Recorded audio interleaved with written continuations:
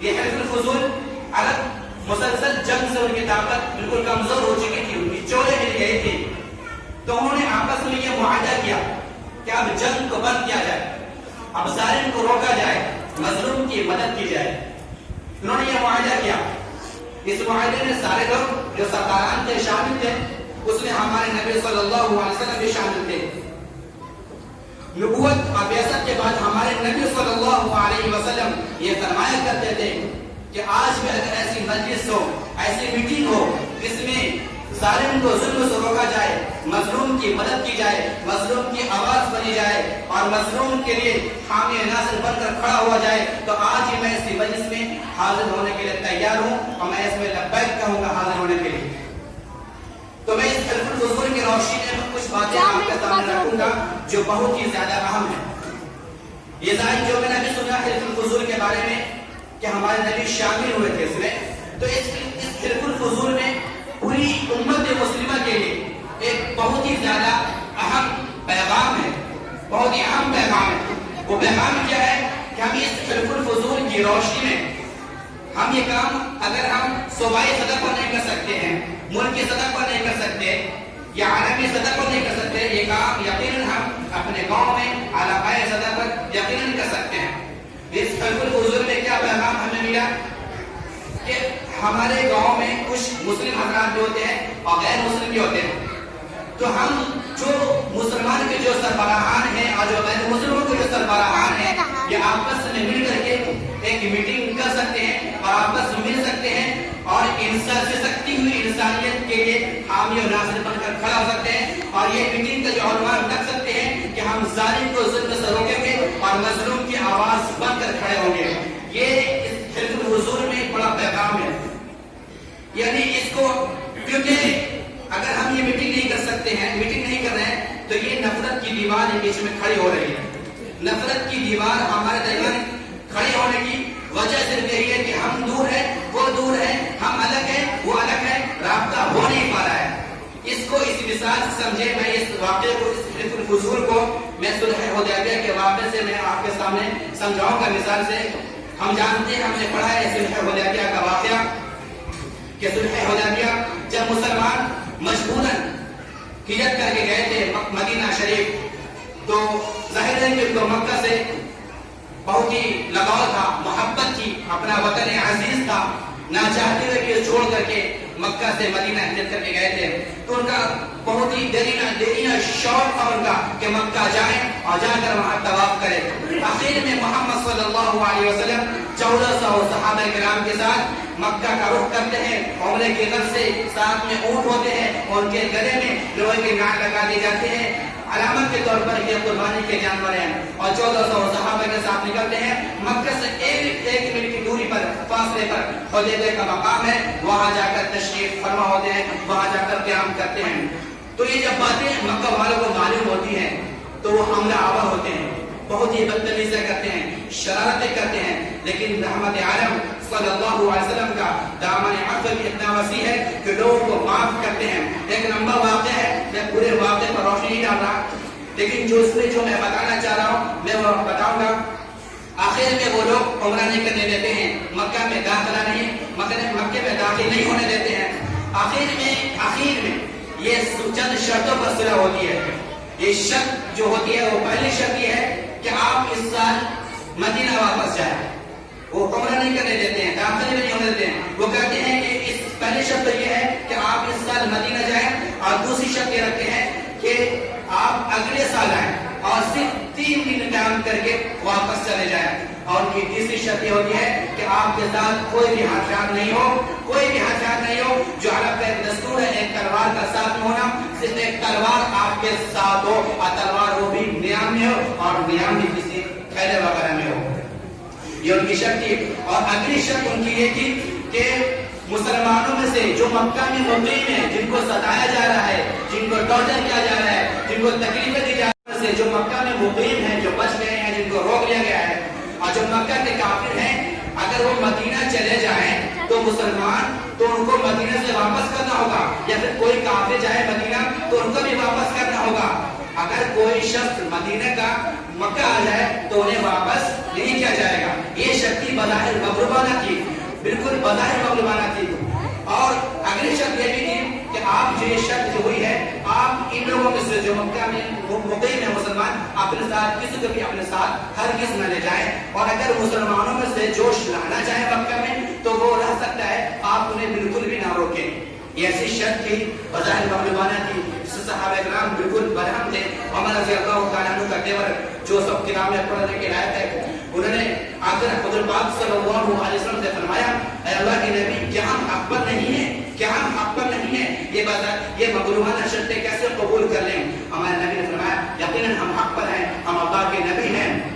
تو ہمیں فرماتے ہیں کہ آپ نے نہیں کہا تھا کہ آپ لوگ مکہ جائیں گے, ہم لوگ مکہ جائیں گے, ہم مکہ جا کر کے کعبہ کا طواف کریں گے؟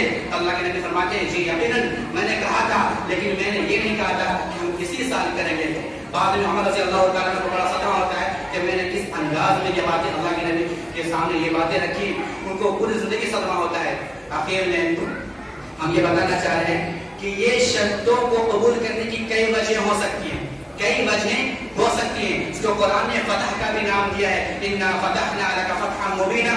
کئی وجہیں ہو سکتی ہیں, لیکن تمام وجہوں میں ایک وجہ یہ بھی ہے کیونکہ مسلمان مدینے کے مسلمان مدینے میں تھے, اور حضور پاک صلی اللہ علیہ وسلم بھی مدینے میں تھے, اور کفار مکہ میں تھے. دونوں میں ایک بہت فاصلہ ہے, دونوں الگ الگ تھے. اسلام صحیح سے پھیل نہیں رہا, جو ان کی باتیں جو رکھنے کی تھی وہ صحیح سے رکھ نہیں پا رہے تھے. اس میں ایک وجہ یہ بھی ہے کہ جب ہم اس سال یا صحیح اگلے سال ہی ملیں گے, جب ملیں گے تو اپنے دل کے بات رکھیں گے, وہ مجھے دیکھیں گے میرے اخلاق کیا ہیں, میرے حالات کیا ہیں, میرے ادوار کیا ہیں, میرے نشست و برخاست کیا ہے, وہ رفتار و گفتار کیا ہے, وہ ساری چیزیں دیکھ کر کے وہ ایمان میں داخل ہوں گے. کیونکہ جب انسان کسی سے ملتا ہے اور کسی کا سے رابطہ ہوتا ہے تو اپنی بات کو رکھ پاتا ہے.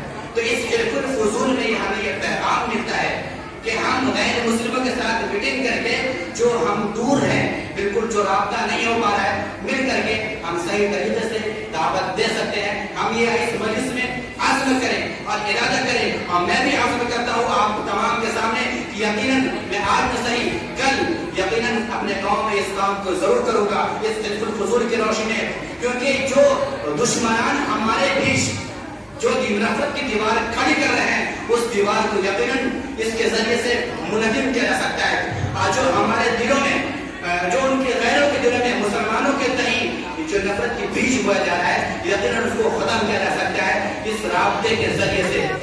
لیکن یہاں پر ضرورت ہے اپنے اخلاق کو سدھارنے کی, اپنے عادات کو, اپنے معاملات کو صحیح کرنے کی.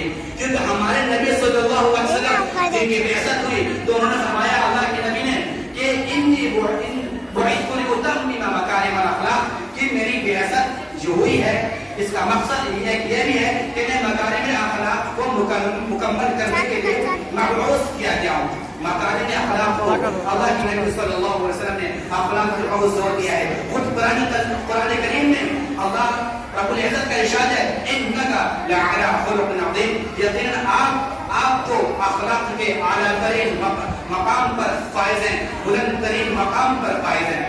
تو ہمارے نبی صلی اللہ علیہ وسلم نے اخلاق کے تعلق سے جو باتیں بتائی ہیں میں آپ کے سامنے رکھوں گا. مختصر حدیث ہے کہ ان المؤمن لا يدرك بحسن خلقه درجة الصائم القائم, کہ ایک مومن اپنے حسن اخلاق کی وجہ سے, اپنے اچھے اخلاق کی وجہ سے رات بھر نفل نماز پڑھنے والے اور روزہ رکھنے والے کے درجے کو, مقام کو پا لیتا ہے. اور اگلی حدیث ہے کہ اکمل المؤمنین ایمانا احسنهم خلقا, کہ کامل مومن والا, ایمان والا وہ شخص ہے جس کے اخلاق اچھے ہوں. اور آگے فرمایا, خیارکم لنسائکم, تم میں بہترین شخص وہ ہے جس کے جو اپنی عورتوں کے لیے اچھا ہو, جس کا اخلاق اپنے عورتوں سے اچھا ہو, اپنی بیویوں سے اچھا ہو, اپنے گھر والوں سے اچھا ہو, اپنے والدین سے اچھا ہو, سارے لوگوں سے اچھا ہو. میں مختصر باتیں آپ کے سامنے رکھتے چلوں کہ ظاہر ہے کہ ہمارے اخلاق اچھے ہوں, ہم اخلاق کا مظاہرہ کریں. جو ہمارے حق میں جو بیویاں ہوتی ہیں ہم ان پر ظلم نہ کریں, ان کو ٹارچر نہ کریں اور ان کے ساتھ اخلاق سے پیش آئیں. اور اگلی بات یہاں پر تھوڑا سا مختصر نسائی کو میں اپنے والدین کا بھی 2 رہنے میں تذکرہ میں کر دوں کہ ہمارا اخلاق والدین سے بھی صحیح ہونا چاہیے. کیونکہ قرآن نے اس پر بہت زیادہ زور دیا ہے. وَقَضَىٰ رَبُّكَ أَلَّا تَعْبُدُوا إِلَّا إِيَّاهُ وَبِالْوَالِدَيْنِ إِحْسَانًا. توحید کے بعد فوراً والدین کا تذکرہ آیا ہے کہ والدین کے ساتھ حسن سلوک. یعنی اگر والدین آپ کو شرک کی دعوت دیں وَإِن جَاهَدَاكَ عَلَىٰ أَن تُشْرِكَ بِي مَا لَيْسَ لَكَ بِهِ عِلْمٌ فَلَا تُطِعْهُمَا. اگر والدین آپ کو ایسی باتوں کو حکم کرتے ہیں جو ناروا ہیں تو ان پر بھی آپ غصہ نہ ہو. ہو سکتا ہے انسان غصہ ہو کر کے والدین سے بدسلوکی کر بیٹھے. وَصَاحِبْهُمَا فِي الدُّنْيَا مَعْرُوفًا. والدین کے ساتھ دنیا میں اچھائی کے ساتھ رہیں, ان کے اخراجات کو پورا کریں, ان کی خدمت کریں, ہم اخلاق کا مظاہرہ کریں. یہاں پہ مجھے ایک حدیث یاد آ رہی ہے. ایک صحابی نے حضور پاک صلی اللہ علیہ وسلم سے پوچھا, اللہ کے نبی صلی اللہ علیہ وسلم اعراف والے کون لوگ ہیں؟ اللہ کے نبی نے فرمایا کہ ایک شخص اللہ والدین کی اجازت کے بغیر جہاد میں گیا اور جہاد میں شریک ہوا اور اللہ کی راہ میں شہید ہو گیا تو وہ جنت میں نہیں جائے گا. وہ جنت میں نہیں جائے گا کیونکہ وہ والدین کی اجازت کے بغیر وہ گیا ہے, لیکن وہ جہنم میں بھی نہیں جائے گا کیونکہ وہ اللہ کی راہ میں شہید ہوا ہے.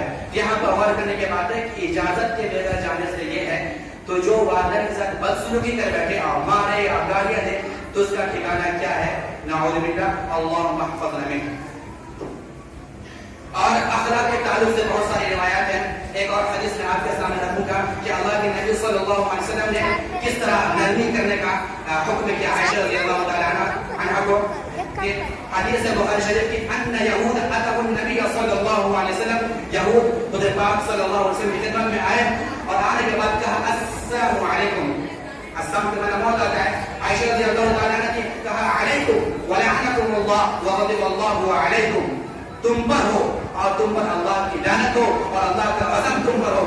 اللہ کے نبی صلی اللہ علیہ وسلم نے فرمایا مہلا مہلا یا عائشہ, مہلا ٹھہرو, علیک بالرفق, نرمی اختیار کریں, علیک بالرفق وإیاک والعنف والفحش, اور فحش سے اور تشدد سے بچیں. یہ لعنت کی باتیں, غضب کی باتیں, اس سے بچیں.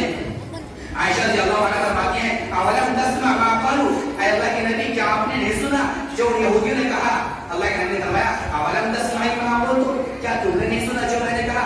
رددت علیہم, میں نے ان کی بات کو انہیں پر لوٹا دیا ہے. فاستجابوا لی فیہم, میری دعا ان کے سلسلے میں قبول کی جائے گی.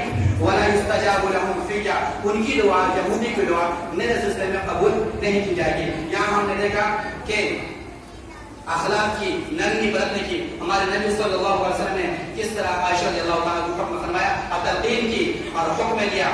آپ کیوں نہ دیتے؟ ان کے بارے میں ہمارے اللہ رب العزت نے ارشاد فرمایا انک لعلی خلق عظیم. ایک دو باتیں میں سلام کے تعلق سے حدیث میں آپ کے سامنے رکھتا ہوں.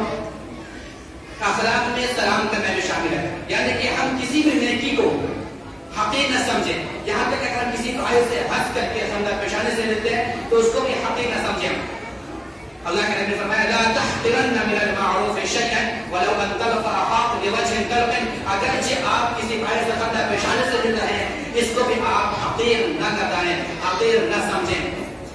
قرآن نے کہا ولا تصعر خدك للناس ولا تمشي في الارض مرحا ان الله لا يحب كل مختال فخور. آگے سلام کے تعلق سے یعنی ہم جب کسی سے ملے تو خندہ پیشانے سے ملے, سلام پہل کریں, سلام کریں. اللہ کے نبی کی حدیث ہے افشوا السلام بینکم, سلام آپس میں عام کرو. آگے اذا لقي احدكم اخاه فليسلم عليه, جب تم میں سے کوئی شخص اپنے بھائی سے ملے تو چاہیے کہ وہ سلام کرے. فإن حالت بینهما شجرة او جدار او حجر, اگر ان دونوں کے درمیان کوئی پتھر, کوئی دیوار, کوئی درخت حائل ہو جائے ثم لقيه, پھر ملتے ہیں فليسلم عليه قبل ان ينفرقا, تو جدا ہونے سے پہلے پھر سلام کرے. سلام کے تعلق سے حدیث ہے اللہ کے نبی نے فرمایا ابخل من بخل فی السلام, بڑا بخیل ترین ہے وہ شخص جو سلام کو قبول کرتا ہے. ان من اشراط الساعة ان يسلم الرجل على الرجل لا يسلم عليه الا للمعرفة. ہمارا یہ حال ہے جب ہم کسی کو دیکھتے ہیں تو پہچانتے ہیں تو ہم سے چھوٹا ہے یا بڑا, چھوٹا ہے تو سلام نہیں کرتے ہیں, پہچان کر کے سلام کرتے ہیں. پھر اس کے بعد دیکھتے ہیں کہ ہماری برادری سے ہے کہ نہیں, ہماری ذات سے ہے کہ نہیں, ہمارے خاندان سے ہے کہ نہیں, ہمارے نسب میں چھوٹا ہے, مالداری میں کم ہے, مرتبے میں کم ہے. یہ ساری چیزیں دیکھ کر کے آپ پہچان کر کے سلام کرتے ہیں. ہمارے نبی نے فرمایا قیامت کی نشانی میں سے ایک نشانی یہ بھی ہے کہ انسان ایک شخص اس شخص کو پہچان کر سلام کرے گا ان یسلم الرجل علی الرجل لا یسلم علیہ الا للمعرفہ. حالانکہ ہمارے نبی کی تعلیم ہے کہ تقرأ السلام علی من عرف ومن لم تعرف. آپ اسے بھی سلام کریں جسے آپ پہچانتے ہو یا آپ نہیں پہچانتے ہو, آپ سلام کا کام کریں. ظاہر ہے کہ میں یہ بتانا چاہ رہا ہوں اخلاق کی باتیں کہ اخلاق کو, کیونکہ ایک داعی کے لیے ایک اخلاق کا درست ہونا بہت ضروری ہے, کیونکہ اخلاق جب درست نہیں ہوں گے تو ہم دعوت کا کام نہیں کر سکتے, لوگ انگلی اٹھائیں گے, یہ دعوت ہماری مؤثر نہیں ہوگی. تو جب ہمارے اخلاق صحیح ہوں گے تو ہم بالکل فضول کے روشنی میں